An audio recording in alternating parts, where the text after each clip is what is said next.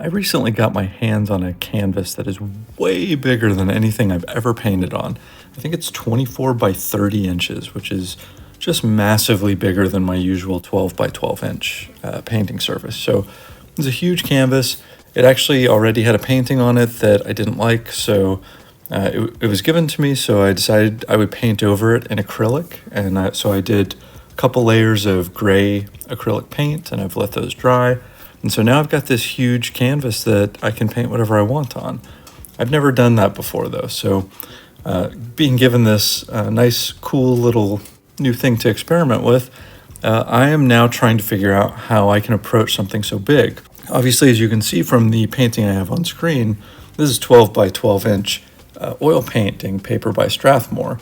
It covers my whole easel, so I'm going to need to figure that out too. I may actually need to get a new easel, something bigger that can handle a big canvas. So trying to think about materials that I need. I think I have enough paint. I have a couple of big brushes.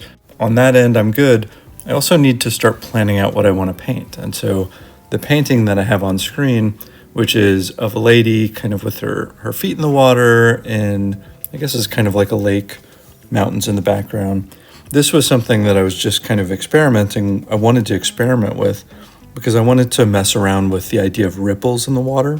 I don't have a whole lot of experience with that, so kind of around the subject's legs, how there's kind of the circular ripples that are coming out. I wanted to play around with that, but painting has ended up for me is almost like a planning session for this bigger piece. I'm kind of excited about it. I've never painted that big before.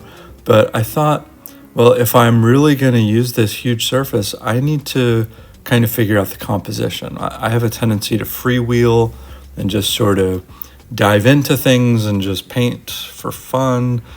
I probably don't need to do that with this, but it's rare that I have such a nice painting surface to play with. So, I want to be ready and I want to prepare. So this is like a practice run.